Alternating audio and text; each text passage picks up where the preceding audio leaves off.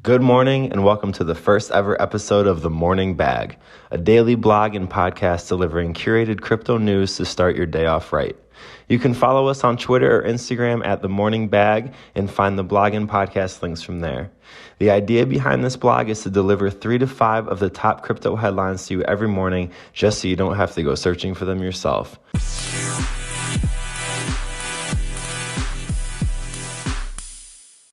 The first story this week. Could Russia use crypto to circumvent sanctions? In the past week since Russia invaded Ukraine, swift and severe sanctions have been placed on the country by the rest of the world. The US, UK, EU, Asia, Turkey, Canada, and even Switzerland, a historically neutral country, have all cut off Russian financial systems, banned transactions with Russian banks, put immediate freezes on assets, banned companies from doing business, and cut off supply chains, making it very difficult for the country, the military, and its citizens to function. However, a major concern from the major players. Can Russia get around all of this by just using crypto? The Biden administration has asked crypto exchanges to abide by the sanctions and restrict Russian organizations and individuals from trading cryptocurrencies. Asset manager Bill Browder, CEO of Hermitage Capital Management and investor in major Russian companies, said the crypto exchanges should be shut down if they don't comply and suspend Russian accounts.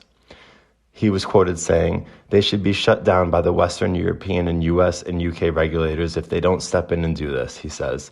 "For them to be accomplices to Russia's sanctions evasion is a serious blow to the world's security," he adds. How are the major exchanges reacting to this? Not exactly how Biden and Browder had hoped. Coinbase and Binance both said they would comply with requests to suspend users specifically targeted by sanctions, if that could somehow be proven, but both rejected a blanket freeze of Russian accounts. If people want to avoid sanctions, there is always multiple methods, Changpeng Zhao, Binance chief executive, told the BBC on Wednesday. You can do it using cash, using diamonds, using gold. I don't think crypto is anything special. Kraken co-founder and CEO Jesse Powell said, "Hell no." Well, he really said Bitcoin is the embodiment of libertarian values which strongly favor individualism and human rights, which is basically a polite way to say hell no. As for now, however, the Wall Street Journal reported Chainalysis, a firm that traces crypto transactions, hasn't detected any evidence Russia has used cryptocurrency to avoid any sanctions, and Treasury Secretary Janet Yellen said that the U.S. would continue to monitor the situation. "We will continue to look at how sanctions work and evaluate whether or not there are leakages, and we have the possibility to address them," Ms. Yellen said. The next story, Ukraine has received over $52 million in crypto donations since Saturday.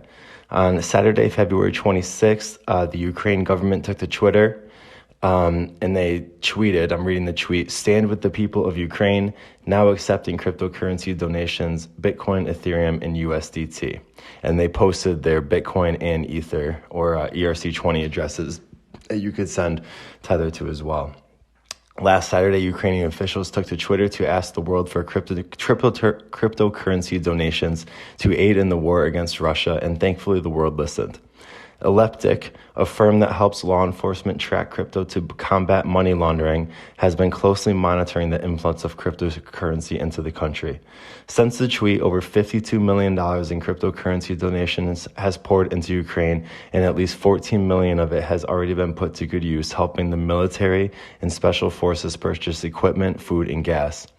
Blockchain analytics firm Merkle Science reported wallet addresses linked to the Ukrainian government have received nearly 60,000 donations so far.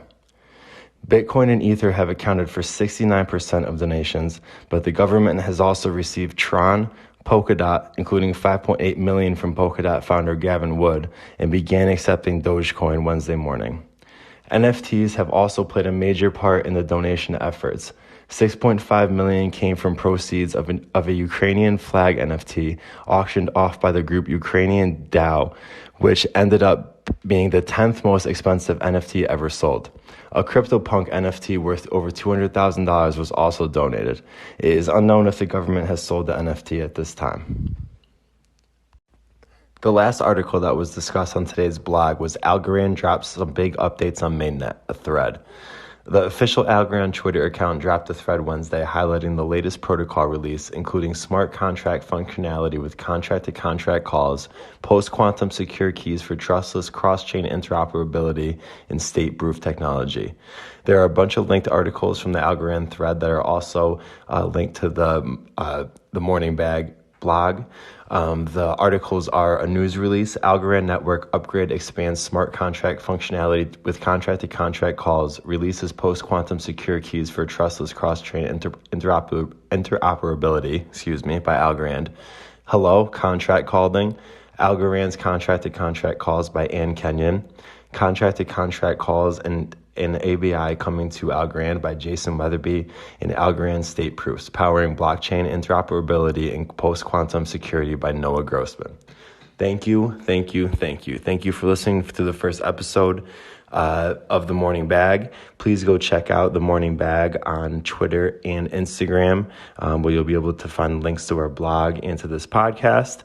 And until tomorrow, I appreciate you listening. Have a great rest of your day.